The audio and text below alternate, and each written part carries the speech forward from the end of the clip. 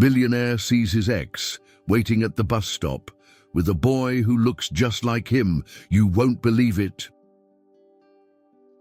Before we start today's story, subscribe to the channel and comment below where you're watching from.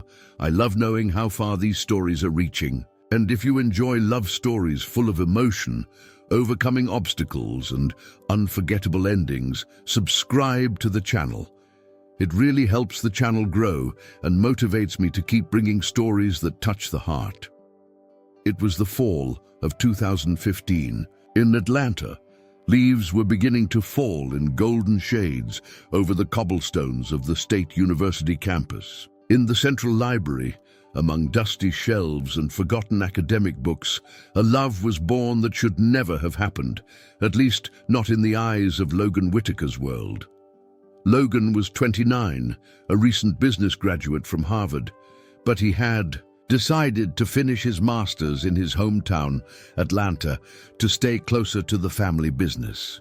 Tall, broad-shouldered, and instinctively elegant, his brown hair was always well kept, and his grayish-blue eyes reflected a mix of coldness and sensitivity. He seemed to carry the weight of a powerful name, the Whitaker name, like a suit of armor. It was on an ordinary afternoon that he saw her. Camila Reyes. She was 25, a scholarship student in the education program, the daughter of Mexican immigrants who worked as gardeners and housekeepers in the neighborhoods Logan's family developed.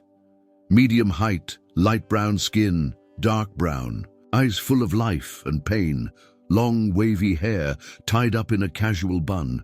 She wore worn-out jeans and a beige sweater with frayed elbows. Even so, there was a delicateness about her that stood out, like a flower blooming through concrete. Camila was sitting at one of the tables in the library corner, surrounded by books on childhood education and annotated tests. Logan approached by chance, looking for a rare volume on urban economics. When their eyes met for the first time, there was an involuntary silence in the world, as if everything stopped just for a second. "Are you using that book?" he asked, pointing to one of the volumes next to her. "Yes, but I can lend it to you. I've finished taking the notes I needed," Camila replied with a gentle smile, although her eyes showed a certain wariness. She knew who he was. In the following days, their encounters became routine, first casual, then intentionally planned. Logan would wait for her outside the library, offer her rides, show up in the study room with coffee for two. "I don't know why you're doing this," Camila said one night as they walked through the campus lit by yellow streetlights. "Someone like you doesn't need someone like me." "Don't say that. You really listen to me. With you, I'm just Logan, not the last name." Their romance blossomed in secret. He took her to quiet dinners out of town, strolls through countryside parks, nights filled with long conversations where they shared dreams, insecurities, childhood scars. Camila saw the man behind the empire. Logan saw in her a hope he didn't even know he needed. But the world outside their love was cruel. When Logan's father, Douglas Whitaker, found out about the relationship, his reaction was relentless. "You want to destroy everything I've built? A scholarship teacher, Logan? That's going to ruin our image." "But I love her, Dad," he tried to argue, voice trembling. "Love doesn't pay multi-million-dollar deals. Love doesn't hold investors. Either you break up with her, or you no longer have a place in this family." That night, Logan called Camila. His voice was an echo of the man she knew, but the tone was distant. "Camila, I think we should take a break. Things are confusing. I need to focus on work and—" "Don't do this," she interrupted, her voice breaking. "Please, Logan, tell me it's not because of your father." But he remained silent. Camila hung up, sitting on the edge of the small bed she shared with a roommate. Tears streamed down silently. Inside her, a new heart was already beating, and she knew she was alone now. Days later, taking a pregnancy test in a pharmacy bathroom, her hands were shaking. The result was clear. A child. His. She picked up the phone, thought about calling, about screaming, about begging, but then she remembered the silence the abandonment, and the pride that still remained. "I'm going to raise you with all the love I have," she whispered, caressing her still invisible belly. "You'll be loved, even without a father." Camilla never looked for Logan again, and Logan never imagined she was carrying the biggest secret of his life. The rain began lightly that early morning in Atlanta, tapping softly against the window of the cramped room Camilla shared with another student in the suburbs of the city. The streetlights cast pale reflections on the worn wooden floor. She was sitting, still holding the phone in her hands, her eyes lost in a fixed point. She couldn't understand how everything had ended in silence. Logan, the man who said he loved her, who touched her face so gently, now remained silent in the face of the most real pain of her life. The news of the pregnancy came like a whisper, but it echoed like a scream. Camilla held the test in her trembling hands. The pink line appeared clearly, marking a new reality. "My God," she murmured, swallowing hard. The urge was to run, to call him, to tell him. But something stronger than fear stopped her. The wound of rejection. The next day, Camilla returned to the university with her head down. The campus looked the same, the red brick hallways, the hurried students, the coffees being served by hands as tired as hers. But inside her, everything had changed. Logan still attended classes, always surrounded by influential classmates and carrying the elegance that made him unmistakable. His light brown hair combed back, well-fitted suits, the posture of someone born to rule the world. But his eyes, they were different. There was a weight, an absence. They saw each other only once after the phone call. It was in the lobby of the library. Camilla was walking out with books in her arms when he passed by. He stopped for a second, wanted to speak, wanted to run to her, but her eyes were wet and cold. "Camilla," he murmured almost in a whisper. She just looked away and kept walking. But inside her heart was pleading. "Tell me it was a lie. Ask me to stay. Hold me just one more time." The following week, she heard that Logan's father had been hospitalized after a mild heart attack. Local newspapers talked about the Whitaker family fortune, the pressure on the air. And that's when the rumors began to spread. Someone, possibly from the Whitaker inner circle, spread the story that Camilla was after money, that she had gotten close to Logan out of interest. The news spread through the campus like fire on dry paper. Some friends pulled away. Professors looked at her with suspicion. A classmate commented loudly without shame. She thought she'd become the next Southern princess, just forgot she wasn't born for the castle. Camilla heard it, swallowed the pain and remained silent. She started missing classes, spent nights awake, staring at the ceiling. She felt nauseous, dizzy, and an aching, desperate longing for him, but pride and the wound kept her steady. She'd already lost the man she loved. She wouldn't lose herself too, on the other side of the city. Logan was going through his own hell. Meetings with shareholders, his father's demands, the burden of the family legacy. But none of it hurt as much as Camilla's absence. In secret, he sent his driver past the house where he knew she lived. He didn't have the courage to get out, just watched from afar, a silhouette by the window. "She hates me," Logan said, sunk into the back seat of the car. And maybe she's right. A month later, Camilla decided to leave college. She was 3 months pregnant and knew no one would make it easy for her to stay. She quit her internship and started looking for work as a receptionist in small clinics. At one interview, the manager looked at her resume and remarked, "College student, but with this last name and address. Don't you want more than this?" She forced a smile. "No, sir, I just want to work." That night, Camilla went back home and cried into her pillow until she fell asleep. She dreamed of Logan playing piano, like he used to on nights when she lay with her head on his shoulder and listened to his improvised melodies. And that's how the months passed. Slowly, cold, lonely. But Mateo was growing inside her. Each little heartbeat was a promise. Love hadn't ended, it had only changed shape. One afternoon, already showing, Camilla passed by a newsstand. On the cover of a business magazine, Logan was smiling beside his father. "The heir who will redefine." Atlanta was the headline. She stopped for a second, looked into his printed eyes and whispered, "You have no idea what you left behind." Camilla pressed her shirt against her belly and kept walking down the sidewalk, determined. She was no longer just a woman abandoned. She was now a mother, and a mother, she would learn, couldn't afford to fall apart. But fate, as always, still had unrevealed plans. The nights in Atlanta grew colder in 2016. Winter seemed to seep through. The cracks of the small house Camilla rented on the outskirts of the East Point neighborhood, where rent was cheaper, but the neighborhood tougher. The broken fireplace was only decorative, and the old heater made a constant noise that barely allowed true silence. Even so, it was there, in that small room with peeling walls and second-hand furniture, that Camilla found her strength. Mateo was born on a rainy early morning at Fulton County Municipal Hospital.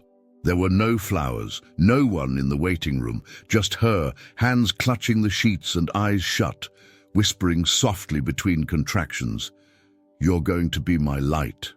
You're going to be my courage." When she heard her son's first cry, everything inside her changed. The world, once grey, took on a new tone. She held him for the first time with trembling hands, feeling that fragile, warm little body against her chest. The baby's eyes, newly opened, were strikingly familiar. Greyish blue, exactly like Logan's. "You got his eyes," she whispered, tears streaming down. "But you'll have my heart, and you'll be loved, even without him." Camilla never considered calling. She didn't leave a note, didn't write a letter. There was a love that still hurt. But the pain had hardened her, and every night she told herself, if he really loved me, he would have stayed. With a baby in her arms, she quickly learned what it meant to give things up. She let go of her studies, her dreams of becoming a teacher, her sleep.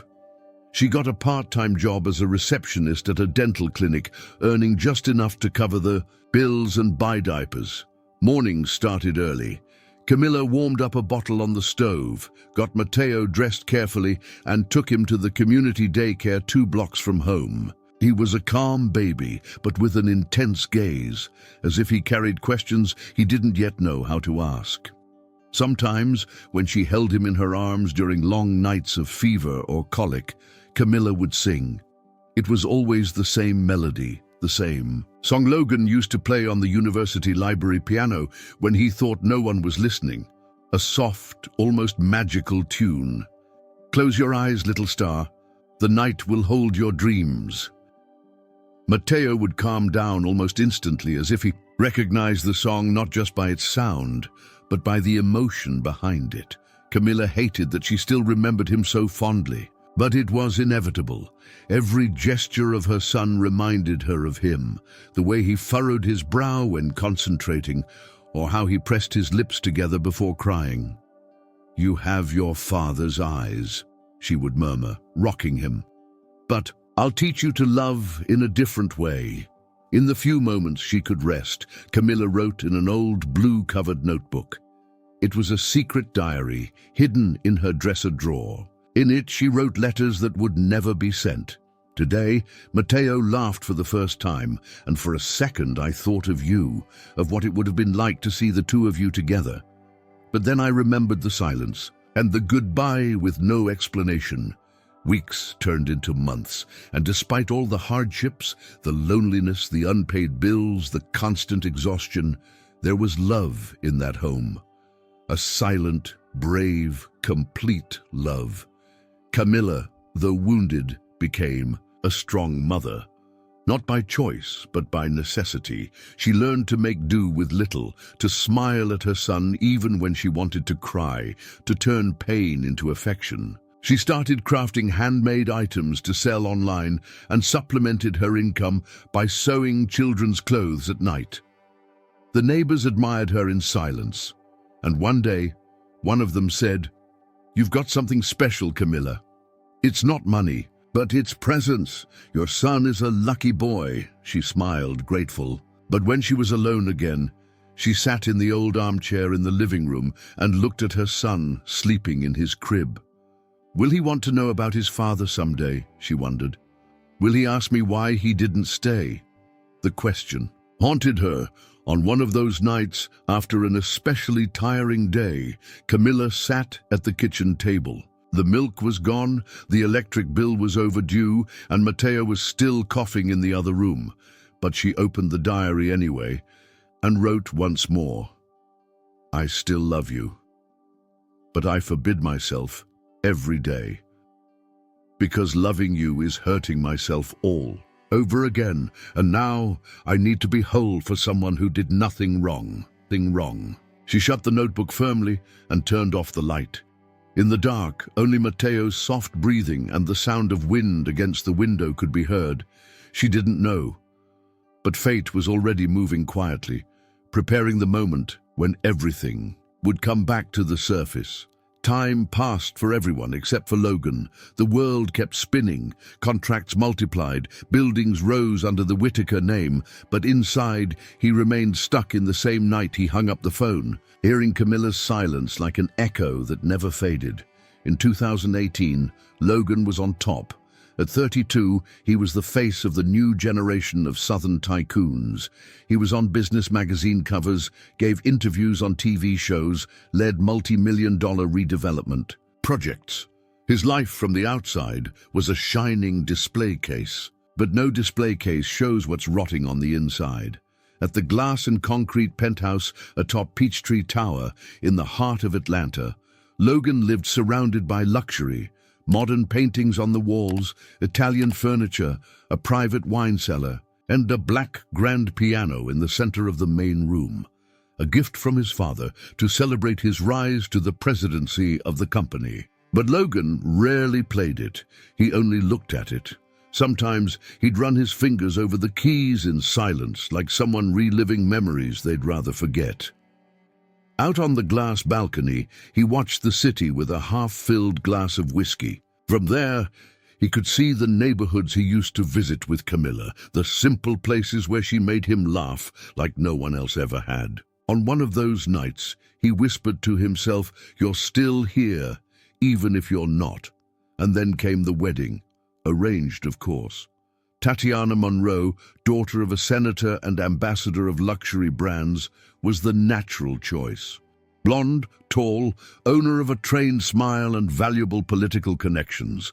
Their parents sealed the deal over a dinner filled with French wine and forced smiles. "You two are perfect together," said Douglas Whitaker, with the cold pride of someone moving pieces on a chessboard. Logan simply nodded.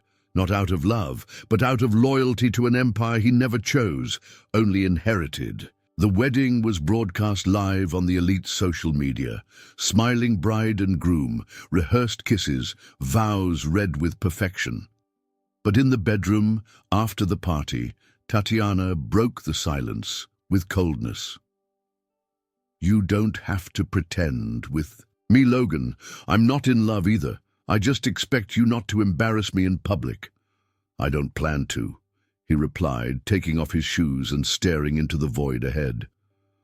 The marriage lasted 2 years. No scandals, no passion. Tatiana spent more time in New York than in Atlanta. Logan spent his nights alone in the same apartment where everything gleamed except him. On one of those late nights, he tried to write a letter. He sat at the piano and picked up a blank sheet. "Camilla," he wrote at the top, but he couldn't go on. The weight of guilt made the words too heavy. During a board meeting in 2021, Douglas fell ill and stepped away from the business. Logan took over completely. The pressure grew, and with it, the absence of everything that once made sense. The divorce came without drama.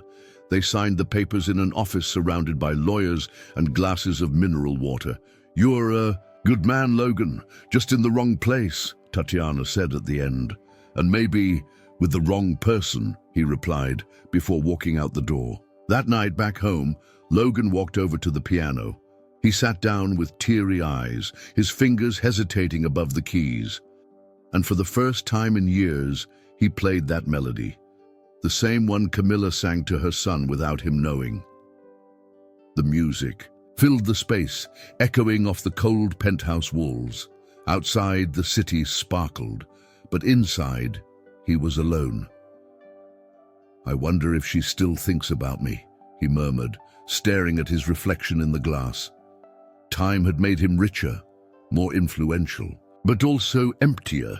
The sound of the piano faded, silence returned, and across the city, in a neighborhood where streetlights flicker and sidewalks crack, a child with grayish-blue eyes fell asleep to a lullaby he never knew the origin of, but somehow made him dream of someone he had yet to meet. Atlanta woke, up under a clear spring sky, its wide avenues already pulsing with the fast pace of the morning. Traffic on Peachtree Street moved as always, impatient horns, coffee gulped down in cars, and people rushing for everything except to feel. Logan was behind the wheel of his black Range Rover, something rare for him since he almost never drove. But that morning, he had turned down his driver, said he just needed to breathe. He wore a light gray blazer and a blue shirt, as impeccable as ever, but his eyes were distant. The night before had been another of those when insomnia and the piano shared the silence of the dawn. The light turned red. He stopped the car and, unintentionally, looked to the side. A bus stop, just like any other, with 3 people standing, and a woman sitting on the metal bench, holding a boy's hand. It was only for a second, but it was enough. The woman lifted her face to tuck her hair behind her ear. Time stopped. Camilla. His eyes froze. His heart raced, as if trying to reach her through the glass. It was her. No doubt. Her face more mature, her frame thinner, her brown hair now darker and tied up in a messy bun. She wore a simple cotton blouse and worn-out jeans. But there was something in her, that same quiet dignity as before, the one that never faded. Beside her, the boy, no more than 6 years old, clutched her hand tightly. Light brown straight hair, round cheeks, and eyes. Logan's eyes widened, grayish blue eyes, exactly like his. It felt like a punch without contact. His chest tightened, the air left his lungs, his head spun. He blinked several times, trying to make sense of it. No, it can't be. Or can it? Camilla felt it. As if pulled by a magnet, she slowly turned her face toward the stopped car. When their eyes met, time truly stopped. The cars, the noise, the city's motion, everything seemed to go quiet. She looked at him, not with surprise, not with anger, but with a deep, restrained sadness. A silence in her gaze that said, "You chose not to be here." He tried to open the door, to speak, to run, to say anything, but his body didn't respond. Camilla looked away, back to the boy who tugged gently on her hand. "Mommy, is that our bus?" She nodded, swallowing hard. "Yes, honey, let's go." The bus pulled up. The driver opened the door with a muffled hiss. Camilla stepped on first, still feeling Logan's burning gaze on her. The boy climbed in next, turned to look at the car, and for a second, smiled. That smile. It was the same one Logan gave her when apologizing, sheepish, during their college days. A slightly crooked smile full of sweetness. Logan stepped out of the car just as the bus door closed. He ran to the sidewalk, but it was too late. The bus was already pulling away. "Camilla!" he shouted loud for the first time in years. She didn't turn around. He stood there, frozen on the sidewalk, his heart racing and his mind unraveling. It was him, it was his son, and she was still so alive inside him it hurt. The honking behind started. Impatient drivers. Logan slowly returned to the car, not hearing a thing. He sat down. His fingers trembled on the steering wheel. "My God," he murmured, his voice hoarse. "What did you do, Logan?" Deep in his chest, something was screaming. It wasn't just regret, it was love. Love suffocated for years, love that now had eyes, small legs, and a name he didn't yet know. The days following the encounter at the bus stop were like a whirlwind inside Logan. The image of Camilla holding that boy's hand, his boy, haunted him like a ghost, appearing in every reflection, in every note from the piano that had started, playing itself again as if the past was begging to be heard. He couldn't sleep, couldn't eat. He just remembered the boy's shy smile, his eyes, her gaze, filled with everything he never had the courage to face. On Friday morning, Logan wore a light blue shirt, the same color she once said brought out his eyes, and turned down the driver again. He typed in the name of a school he thought Camilla might be at, crossed his fingers, and went. Eleanor Harris. Public school was in a simple residential neighborhood, but with old trees and a warm energy. Children ran across the courtyard. Mothers chatted with teachers at the entrance, and the school bells rang softly inside the main building. Logan parked across the street, adjusted his collar, watching without being noticed, and then he saw her. Camilla came out of the side door holding a clipboard to her chest. She wore a modest dress printed with tiny flowers and a gray cardigan. Her hair was loose that morning, falling over her shoulders. There was a tired serenity about her, but it was beautiful. Logan lost his breath. She walked among the students with both strength and gentleness, smiling softly at a little girl who had fallen and scraped her knee. "Breathe, Logan," he murmured to himself. It wasn't time to explode with questions or to throw himself into a story he had once abandoned. It was time to watch, to understand, to respect. And that's what he did. All morning he observed quietly, leaning against a low wall, hidden behind sunglasses and a plain cap. Camilla cared for the children with genuine warmth. She listened, crouched down to talk to the little ones, held their hands sweetly. Logan saw the woman he had known, but also someone else, stronger, fuller, wiser. When the final bell of the day rang and everyone started to leave, his chest tightened. It was now or never. He walked to the gate with slow steps. Camilla, distracted, didn't even notice him until she heard his voice. "Camilla!"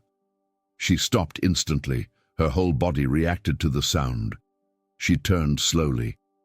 The afternoon sun lit up his face. He was thinner, more mature, the eyes the same, and they still hurt her. "I didn't come to ask questions. I just needed to see you again," he said, voice low, almost trembling.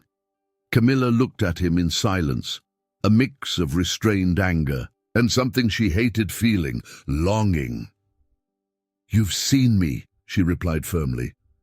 "I don't know where to start," Logan confessed. "I missed you every day." She swallowed hard. She didn't want to cry. Not here, not now. "You missed me?" she repeated, staring at him. "You were the one who left, remember? With no explanation, without even trying to fight for me." "I was a coward," he admitted, lowering his eyes, "and I haven't stopped regretting it for a single day." A heavy silence hung between them. The kids had all gone. Only the light wind passed between them. Camilla took a deep breath, and in that moment, something wavered inside her. Her hardened gaze softened and glistened. "Do you have any idea what I went through?" she murmured, voice breaking. "I'm not saying this for revenge. I just wish you had stayed, even for 1 second longer." Logan took a step forward, hesitant. "I still think about you," he said. "Every time I play the piano, every time I lie awake at night, I think, and I wonder if you hate me." Camilla gave a faint, bitter smile. "If I hated you, it would be easier." She turned to leave, but before passing through the gate, she looked back over her shoulder. "Don't come back into my life just to disappear again." And she walked away, leaving Logan there, alone, among the echoes of what could still be, or maybe, of what had already begun to be reborn. That week, Logan returned to the public school 3 times. Always discreet, always distant, always on the edge. He stayed inside his car parked across the street, windows cracked, eyes fixed on the playground where the kids ran and yelled under the clear spring sky. He didn't know exactly what he was looking for, maybe courage, maybe answers, but the truth was, his heart already knew what his mind was still trying to deny. On Friday afternoon, the sun began to set, turning the leaves on the trees surrounding the playground golden. The children played under the watch of the monitors. Among them, Logan spotted the boy, Mateo. He was in the sandbox with 2 other children, laughing with the pure joy of someone who hadn't yet known abandonment. But one accidental shove, and down he went. Mateo fell hard, his arms scraping against the wood. The crying came instantly, loud, desperate, raw. Logan didn't think. He got out of the car, crossed the street almost running, entered through the gate without asking permission. Some adults tried to stop him, but he didn't hear them. He only saw the boy curled up on the ground trying to get up through sobs. Hey, it's okay, buddy, it's okay, I'm here," Logan said, crouching down quickly and opening his arms. Mateo looked at him for a second, eyes full of tears, and then threw himself into the arms of that stranger as if he already knew him. Logan held him tightly, feeling the small body trembling, the boy's heartbeat racing against his own. "It's all okay now, you're safe." Mateo clung to his shirt with both tiny hands, hiding his face against Logan's chest. It was at that moment that Camilla stepped out of the teacher's lounge, drawn by the sound of crying. As soon as she set foot in the courtyard, she saw the scene. Logan on his knees, Mateo nestled in his arms, comforting him with a gentleness she never imagined she'd witness. Her body froze. The folder dropped from her hand. Her breath caught. Logan looked up. He saw her and didn't move. A thick silence hung between them. Neither of them knew how to react. But what needed to be said was already in the air, even before the words. With a choked voice, Logan finally murmured, looking into her eyes, "He's mine, isn't he?" Camilla felt the world spin. The words she'd held in for so long were right. There, bare, impossible to avoid. She tried to resist, wanted to deny it, say it was just coincidence. But Mateo's eyes, still wrapped around Logan's neck, said it all. One pair of eyes belonged to the other. Camilla nodded slightly, and tears streamed silently down her face. "Yes," she whispered, "he's yours." Logan closed his eyes tightly.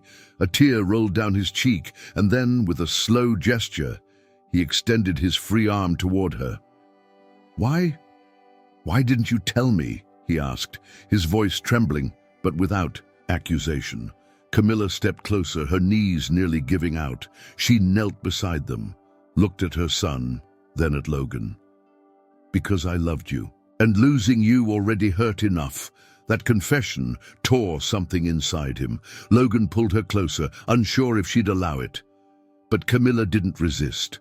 And there, on the courtyard floor, with their son between them, she let herself be held by the arms that had once left her. She cried, he cried. And Mateo, not understanding, just stayed quiet, as if he somehow knew something important was being healed right then. For a moment, time gave them back who they were before everything fell apart. Just for a moment, they were Logan and Camilla. Again, not the billionaire and the single mom, not the absence and the silence, but 2 hearts still beating in sync. Camilla pulled away, wiping her eyes with the back of her hand. "This doesn't change everything overnight," she said, taking a deep breath. "I know," Logan replied sincerely, "but it changes something." Mateo, still in the arms of the man he didn't yet know was his father, looked up and asked innocently, "Mommy, is he your friend?" Camilla looked at her son, then at Logan. She didn't answer right away, but there was a new light in her eyes, something between forgiveness and hope. Maybe he's more than that, sweetheart. After the day the truth came out in the school courtyard, nothing was the same. The silence between Logan and Camilla gave way to an uncomfortable but necessary space full of unspoken things. Camilla didn't stop him from getting closer, but she didn't make it easy either. She was determined to protect Mateo from any fleeting illusion. Still, there was something in Logan's eyes, a new steadiness, a real sense of remorse. He wasn't there out of duty. He was there out of love. The following week, Logan started picking up Mateo from school, twice a week at first, then every day. He arrived in his black car, but now wore simple jeans and sneakers, as if trying to erase traces of the world he once belonged to. When his son saw him, he ran to him without hesitation, as if the bond between them had always existed. Camilla watched from afar, heart tight. There was beauty in that image, and danger too. Logan brought adventure books, stories with bright illustrations and large letters. He read to Mateo on the park bench next to the school, doing funny voices, laughing with him, letting himself get dirty with sand and popcorn. On a rainy afternoon, Camilla was surprised to find them on her porch, under the awning. Logan was soaked but smiling, holding a bag of food and a box of colored pencils. Mateo said today was Rainbow Pizza Day. I didn't know what that meant, so I improvised, he said, revealing a pizza topped with vegetables of all colors. Camilla raised an eyebrow, unable to hide her laugh. You really did this? For the approval of a 6-year-old food critic, yes, he replied, with that familiar crooked smile from years ago. She let him in, for the first time in a long time. That's when everything started to change. Logan began spending more time at the house. He never imposed, he helped, he learned. At first, hesitantly, then with ease. He started helping Mateo with his homework, organized his backpacks, folded tiny clothes, and learned to prepare cereal just the way the boy liked it, with 2 banana slices and a pinch of cinnamon.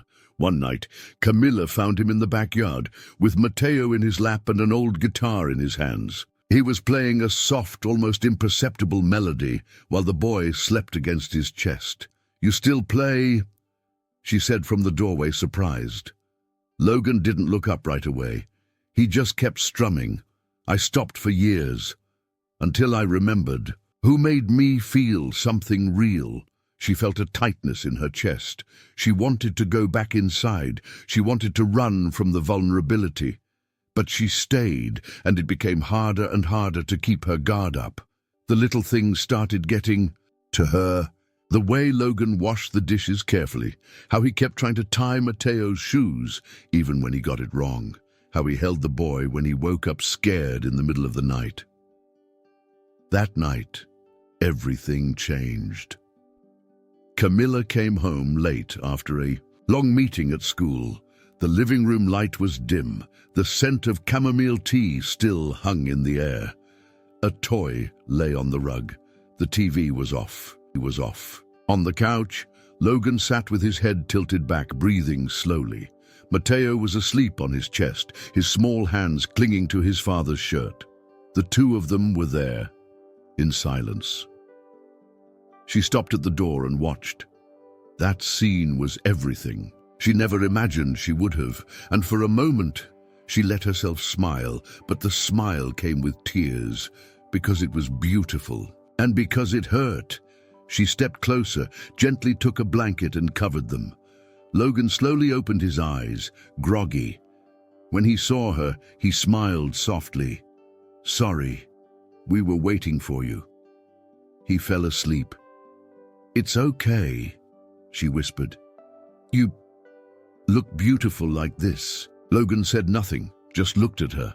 His eyes said more than any words could. Camilla took a deep breath and, for the first time in years, sat next to him. No promises, no guarantees, but with her heart open enough to try. The late afternoon arrived, with heavy clouds covering Atlanta's sky.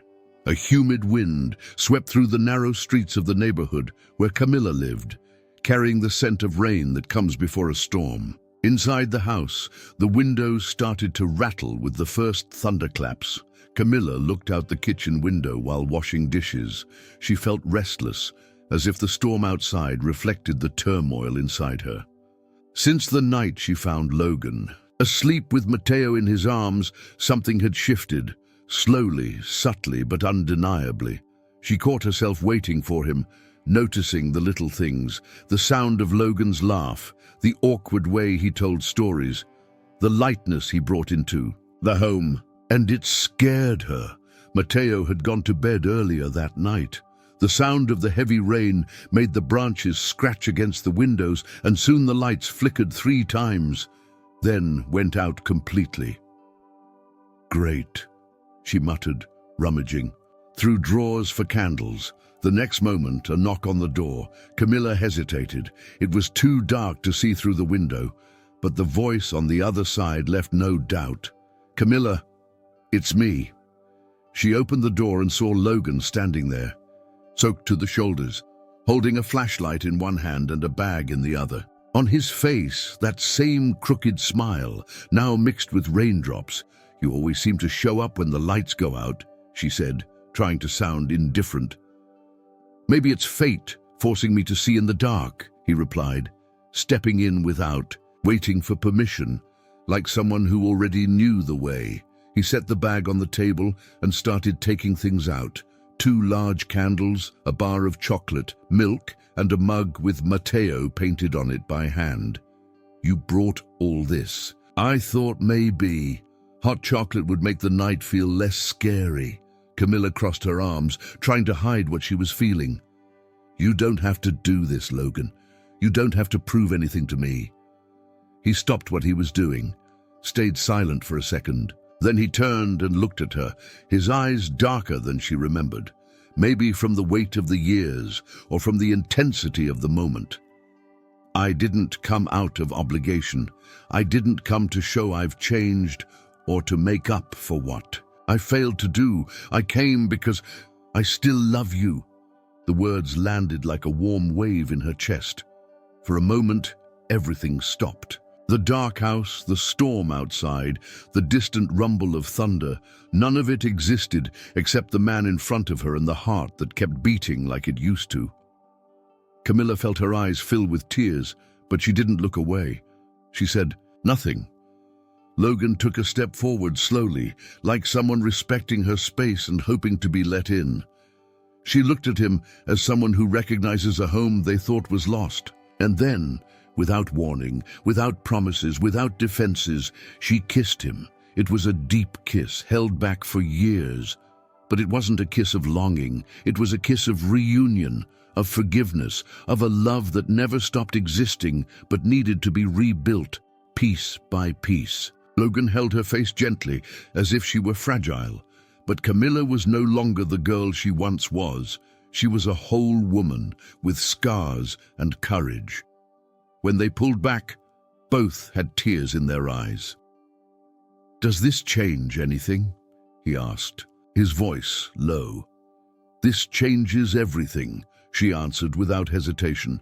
At that moment the lights came back on. The house lit up again, but the brightest light came from within. They looked at each other and smiled. It wasn't the end of pain, nor the end of fear, but it was a new beginning, one they wouldn't let slip away this time. That Saturday morning, the Atlanta sky was as clear as it hadn't been in a long while. Sunlight came through the windows of Camilla's house softly, warming the small living room with a calm, almost symbolic glow. The silence was pleasant, filled only by the sound of the wind in the curtains and the light creak of the wooden floor under Logan's footsteps. It was the first full weekend he would spend there since he returned to their lives, but something inside him still hadn't settled. Being present wasn't enough. He wanted to be whole, truly. No more halfways, no more ghosts. While Camilla slept in the bedroom with Mateo still curled up in her arms, Logan sat at the kitchen table. He pulled a sheet of lined paper, the kind she used to write notes for their son, and grabbed a simple blue pen with a chewed cap. His hand trembled slightly. He took a deep breath, ran a hand through his hair, and wrote, "Camilla, I don't have gold rings, I don't have rehearsed words, but I have a whole heart now. Can I love you gently with no rush, no fear, this time completely? L." He folded the paper carefully as if each crease were a silent prayer. He placed the letter in the center of the table, and beside it a yellow flower picked from the small garden in the backyard, her favorite. Then he made breakfast. The smell of toast and hot chocolate filled the house, waking up the senses with tenderness. Camilla came into the kitchen with her hair down and her face still marked by the pillow. She wore a grey sweatshirt and thick socks. She looked tired, but at peace. "What's all this?" she asked with a sleepy smile. Logan just nodded toward the table. She stepped closer, saw the folded note, and paused for a second. She sat down, read silently. The paper shook in her hands. When she finished, she said nothing, but her teary eyes and the slight smile on her lips were answer enough. Logan, from across the kitchen, asked softly, "Is that a yes?" Camilla looked up at him, tears still clinging to her lashes, and she nodded silently. "It's a yes," she said with her eyes. "It's a new beginning." Before they could touch, they heard quick little footsteps in the hallway. Mateo appeared with messy hair and his shirt inside out. He yawned, rubbed his eyes, and walked into the kitchen. He stopped when he saw his parents, looked at the letter on the table. "What's that?" he asked, curious. Camilla laughed. "Just a letter and a special flower." Mateo came closer and slowly read the words aloud, still learning to piece letters together but determined. "Can I love you gently now?" He looked at his mom, then at Logan, and smiled. "That's pretty." Camilla pulled her son onto her lap, and Logan sat beside them. For the first time, the three of them were there together, as a family. No ghosts, no past interrupting the present. They laughed through breakfast, talked about simple things, school, cartoons, plans for Sunday, but everything tasted different. It was light, real. Later, while Mateo colored in the living room, Camilla leaned toward Logan and whispered in his ear, "You didn't need a ring. You just needed to show up." He smiled, holding her hand tightly, "And now I'm not leaving. Again."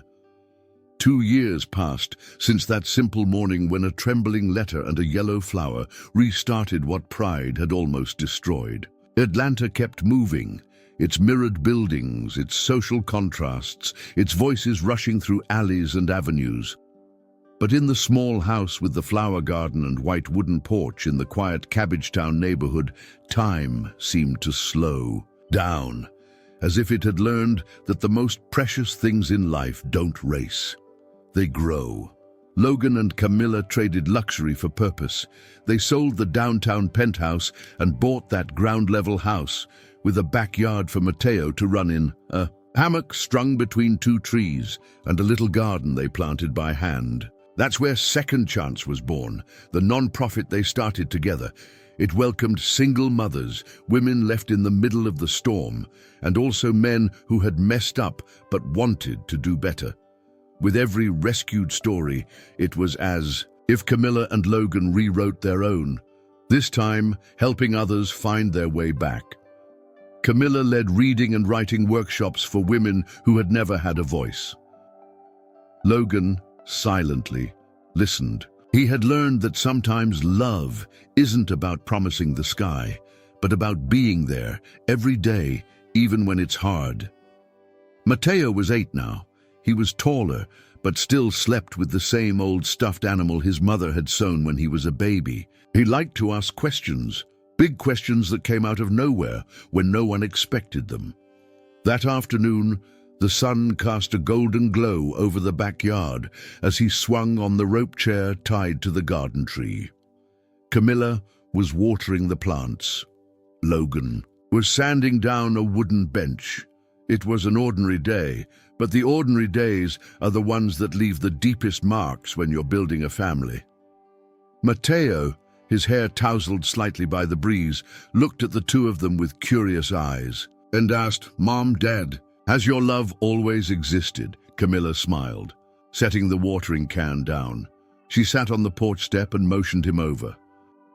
Logan came closer and sat beside her. Mateo stopped swinging and ran to them, sitting between them on his mother's. "Good leap." She looked at her son with tenderness and said, "Yes, sweetheart, love has always existed. Sometimes it gets lost, but when it's real, it finds its way back," Logan added, his eyes emotional, "and it comes back stronger." Mateo smiled, resting his head on his father's shoulder. The silence that followed wasn't empty, it was whole. In that moment there were no more doubts, no fear, no guilt. There was the present, and the promise to keep choosing love every single day. Camilla rested her head on Logan's shoulder, and he held her hand firmly. The imaginary camera would pull away at this point, showing the garden, the porch, the trees, swaying in the gentle spring breeze, and at the center of it all, 3 lives woven together by time, by forgiveness, and by the courage to start again. Final line of the story. True love doesn't end. It matures, it struggles. But when it comes back to stay. Now tell me, what did you think of this story? Leave a comment with a rating from 0 to 10 on how much it moved you. If you liked it, don't forget to like it. Share it with someone who also loves stories that touch the heart, and subscribe to the channel so you don't miss what's coming next. Before you go, I've picked another emotional story that will move you even more. You won't want to miss it.